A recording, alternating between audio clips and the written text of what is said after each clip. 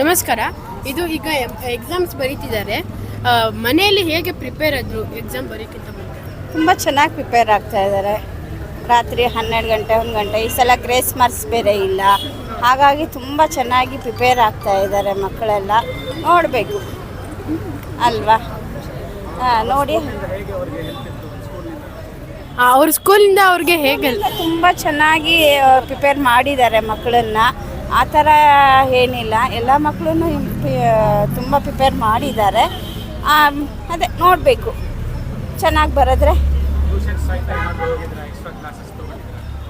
ಟ್ಯೂಷನ್ಗೆ ಹೋಗಿದ್ದಾಳೆ, KKNಗೆ ಹೋಗಿದ್ದಾರೆ ಟ್ಯೂಷನ್ಗೆ. ಹಾಗಾಗಿ ಎಷ್ಟು ಮಾರ್ಕ್ಸ್ ಬರ್ಬೋದು ಅಂತ? 85 ಮೇಲೆ 85 90 ಅವು ಅಂದ್ಕೊಳ್ತಾ ಇದ್ವಿ. Okay, thank you. ಯಾವ ಕ್ಲಾಸ್ ನೀನು? LKG. Your name? ಲಿಕ್ಕಿ. ಚೆನ್ನಾಗಿ ಗೊತ್ತಿದ್ಯಾ? ಸಮ್ಮರ್ ಹಾಲಿಡೇಸಾ?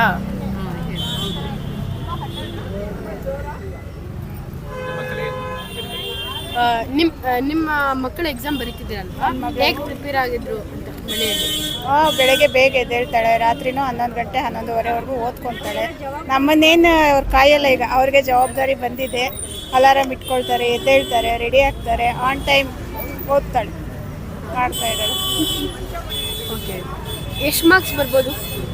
85% ಮೇಲೆ ಅಂತ ಅಂದ್ಕೊಂಡಿದ್ದೀನಿ. ಕಷ್ಟಪಡ್ತಾ ಇದ್ದಾಳೆ, ಅದಕ್ಕೆ ತಕ್ಕ ಪ್ರತಿಫಲ ಬೇಕಲ್ವಾ? ಯಾವ ಸಬ್ಜೆಕ್ಟ್ ಟಫ್ ಆಗಿರ್ಬೇಕು ಅವ್ರಿಗೆ? ಅವಳಿಗೆ ಸ್ವಲ್ಪ ಸೈನ್ಸು, ಅದು ಬಿಟ್ಟರೆ ಮಿಕ್ಕಿದೆಲ್ಲ ಆರಾಮಾಗಿ ಮಾಡ್ತಾಳೆ. ಸೈನ್ಸ್ ಸ್ವಲ್ಪ ಅವಳು ಕಷ್ಟ ಅನಿಸುತ್ತೆ. Thank you.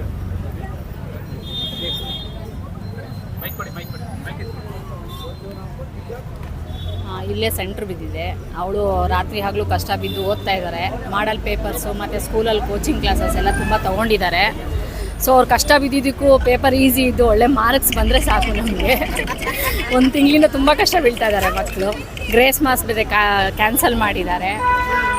So paper easy ಇದ್ದರೆ ಮಕ್ಕಳು ಸ್ಕೋರ್ ಮಾಡೋಕ್ಕೂ ಈಸಿ ಆಗುತ್ತೆ. ಟ್ವಿಸ್ಟು ಕ್ವಶನ್ಗಳಿಲ್ಲ ಅಂದರೆ ಮಕ್ಕಳು ಸ್ಕೋರ್ ಮಾಡೋಕ್ಕೆ ಈಸಿ ಆಗುತ್ತೆ. Thank you.